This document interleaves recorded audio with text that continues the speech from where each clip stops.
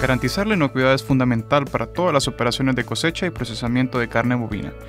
El control de la inocuidad y la gestión de procesos son necesarios para los procesadores de carne bovina para reducir el riesgo de enfermedades transmitidas por sus productos.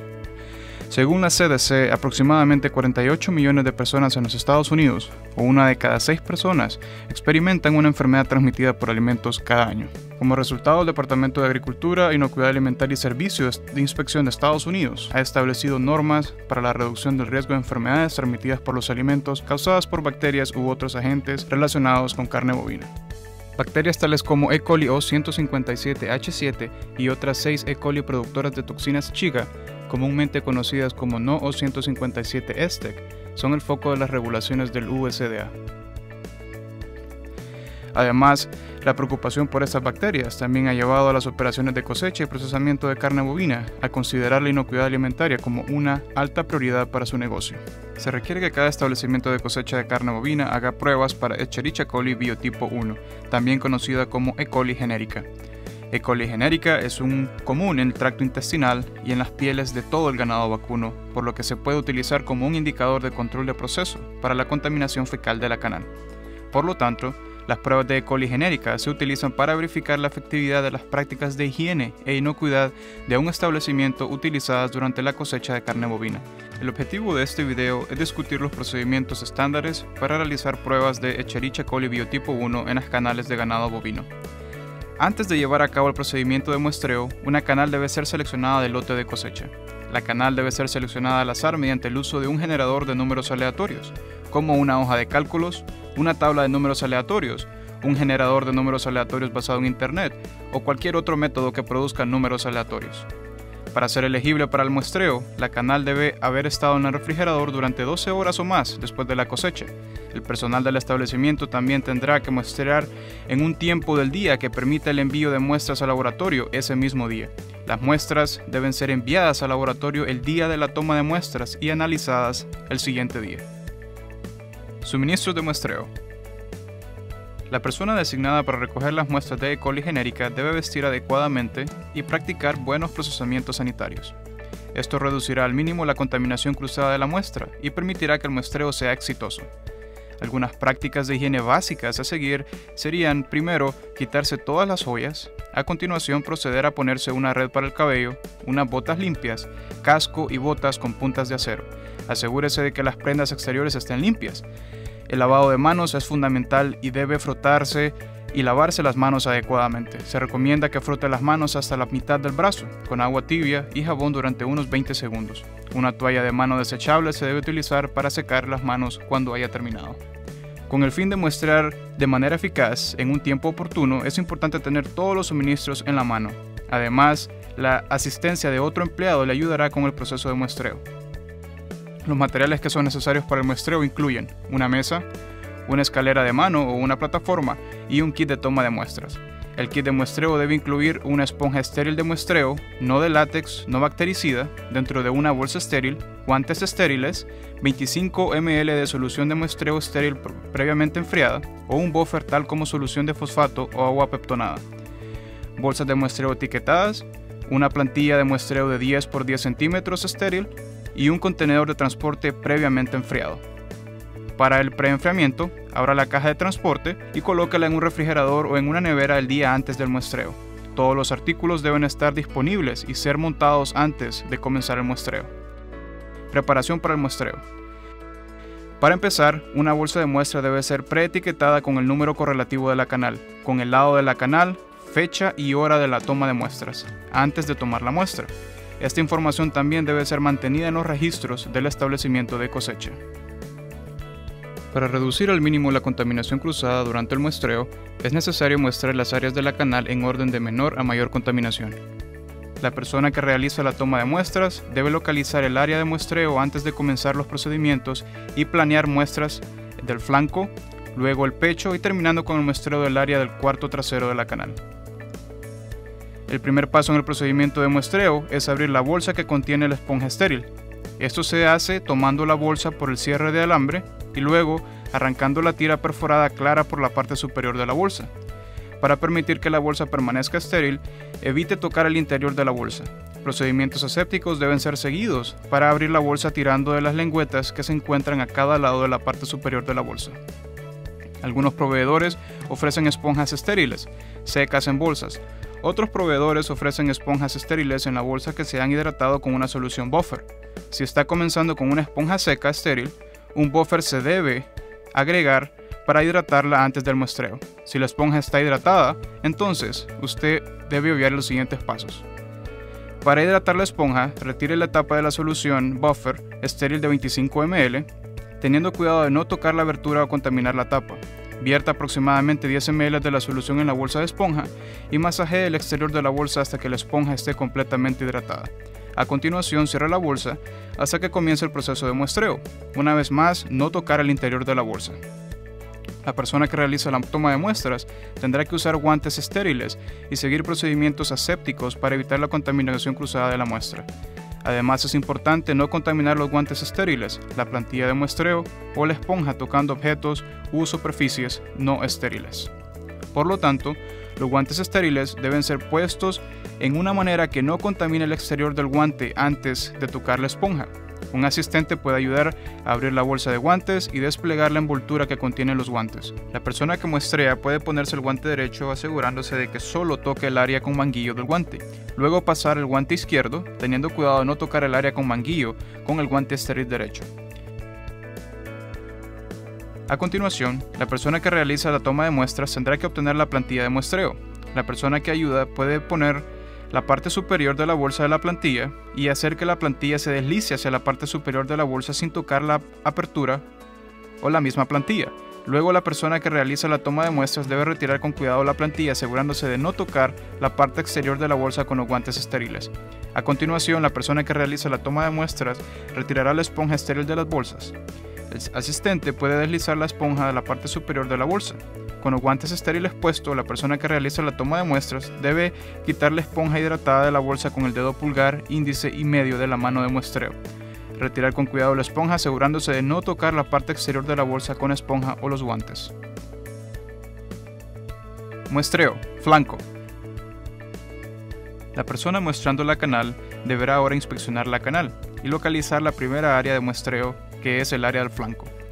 El área de muestreo del flanco puede encontrarse siguiendo el músculo flanco exterior hacia abajo, hasta un poco, aproximadamente 3 pulgadas del corte de la línea media. El área de muestreo se extiende 10 centímetros posterior o desde ese punto y 10 centímetros lateralmente o lejos de la línea media para formar un área de muestreo de 100 centímetros cuadrados. Colocar la plantilla sobre el área de muestreo, teniendo cuidado de no contaminar la plantilla o el área de muestreo. Asegúrese que la plantilla quede ajustada a la canal para que no se caiga o se contamine durante el muestreo. Para recoger la muestra, limpiar la esponja sobre el área de muestreo delimitada 10 veces horizontalmente y 10 veces verticalmente usando una cantidad moderada de presión.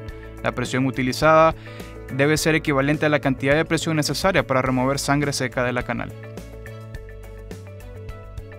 Muestreo, pecho. El procedimiento de muestreo utilizado en el flanco se repetirá en el pecho.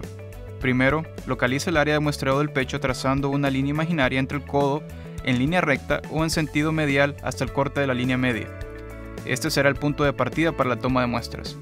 El área de muestreo se extenderá 10 centímetros a lo largo de la línea imaginaria y 10 centímetros desde el corte medio, creando un área de 100 centímetros cuadrados. Coloca la plantilla sobre el área de muestreo determinada, utilizando el mismo lado de la esponja como se usó en el flanco. Limpia la zona de muestreo 10 veces horizontalmente y 10 veces verticalmente, asegurándose de que la esponja y la plantilla no toquen otras superficies. Muestreo, cuarto trasero. El área de muestreo final, que es el área del cuarto trasero de las canales, requerirá una escalera o una plataforma para alcanzarla. Sube por la escalera de mano o la plataforma, teniendo cuidado de no tocar la escalera con los guantes o las manos o dejar que las esponjas o los plásticos o la plantilla entre en contacto con cualquier otra superficie. Busque el área de muestreo del cuarto trasero trazando una línea imaginaria entre la cara posterior del hueso de la cadera y el tendón de Aquiles. El área de muestreo comienza donde esta línea intersecta la superficie de corte de la ronda y se extiende 10 centímetros por detrás o hacia arriba y 10 centímetros por encima para formar una área de 100 centímetros cuadrados. Repetir el mismo procedimiento de muestreo que el cuarto trasero, así como se usó en el flanco y en el pecho. Asegúrese de utilizar el lado opuesto de la esponja. Después de muestrear el cuarto trasero, evitar el contacto con cualquier superficie al descender de la escalera o al caminar de regreso a la mesa de suministros. Preparación de la muestra para el envío. Con cuidado, coloque la esponja en la bolsa de muestreo marcada correspondientemente. Asegúrese de que la esponja no toca la parte superior o exterior de la bolsa. El asistente puede agregar el resto de los 15 ml de la solución de muestreo en la bolsa de muestra, teniendo cuidado de no tocar o contaminar la boquilla de la botella. Masajear la esponja presionando el exterior de la bolsa para mezclar completamente el buffer de muestreo añadido. Elimina el exceso de aire de la bolsa. Luego, dobla hacia abajo la parte superior de la bolsa 3 o 4 veces y dobla los cables hacia atrás de la bolsa para asegurarla firmemente. Facilitando un tiempo de preenfriamiento permitirá enfriar la temperatura en el interior del contenedor de transporte, resultando en una temperatura de envío que es comparable con el ambiente de la canal. La refrigeración permite mantener la viabilidad de las bacterias en la muestra, pero al mismo tiempo inhibe su crecimiento. Una capa de materiales debe ser utilizado para empacar la muestra para el envío. En primer lugar, coloque una bolsa de hielo en la parte inferior del recipiente. Sobre la bolsa de hielo, coloque una capa de toallas de papel para aislar la muestra de la temperatura de congelación de la bolsa de hielo. Después, asegurarse de que la muestra esté bien cerrada, coloque la muestra sobre las toallas de papel. Sobre la muestra cerrada, coloque otra capa de toallas de papel para proporcionar una barrera entre la muestra y la bolsa de hielo final. La capa final, una bolsa del hielo, debe ser colocada en la parte superior de la última capa de toallas de papel, asegurándose de que el contenedor esté bien cerrado para que el contenido no se mueva durante el envío. Selle el recipiente y colóquelo en un ambiente refrigerado hasta que se produzca el envío. Las muestras empacadas deben ser enviadas el mismo día de muestreo y ser entregadas a primera hora del siguiente día del laboratorio seleccionado para realizar las pruebas. El laboratorio tendrá que utilizar métodos aprobados para el recuento de Escherichia coli biotipo 1. Resultados y gráficos. Después de completar la prueba, los laboratorios proporcionarán una hoja de análisis para cada muestra. Esto puede ser recibido a través de medios electrónicos como correo electrónico o acceso a su cuenta de laboratorio a través de Internet. Con los resultados se reciben del laboratorio, los resultados deben coincidir con la información de la muestra designada en la planta de procesamiento. Información de doble control es importante ya que se puede producir errores en el laboratorio o en el etiquetado de las muestras enviadas al laboratorio. Si la información de identificación de la muestra es correcta, entonces los resultados deben ser registrados por una persona responsable en el establecimiento. Además de registrar los resultados en una tabla resumen, un gráfico de control estadístico del proceso debe ser completada para asegurar que el proceso esté bajo control. El informe de los resultados del laboratorio, el cuadro de resumen de los resultados y el gráfico de control estadístico de procesos necesitan ser mantenidos como registros por el establecimiento. Para las plantas que procesan menos de 6.000 cabezas al año, el programa de monitoreo debe consistir en recoger al menos una muestra de cada semana de operación. A partir de la primera semana completa de operación, desde el 1 de julio de cada año hasta el 1 de junio del año siguiente o hasta que 13 muestras se hayan recogido. Las plantas que cosechan más de 6.000 cabezas al año deben demostrar aleatoriamente una de cada 300 canales. El gráfico de control estadístico de procesos debe luego ser utilizado para determinar si acciones adicionales deben ser tomadas. En este ejemplo gráfico de control, medidas correctivas deben ser tomadas si cualquiera de las 13 muestras dentro de un año de muestreo son mayores al límite de control superior de 3.1 UFC por centímetro cuadrado. Además, acciones correctivas deben ser tomadas si 3 de las 13 muestras tienen valores entre el límite de control inferior de 0.08 UFC por centímetro cuadrado y el límite de control superior de 3.1 UFC por centímetro cuadrado. Si se necesitan acciones correctivas, la planta debe revisar los controles para la contaminación fecal durante el procesamiento de cosecha.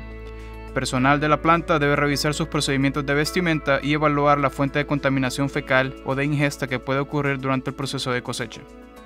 También el personal de la planta debe revisar los procedimientos de recorte para la eliminación de material fecal y alimentos ingeridos y la efectividad de las intervenciones antimicrobianas utilizadas durante el proceso de cosecha. Estos procedimientos deben ser repetidos para cada muestra que se toma. Para cada muestra, un nuevo kit de toma de muestras y materiales de muestreo deben ser utilizados.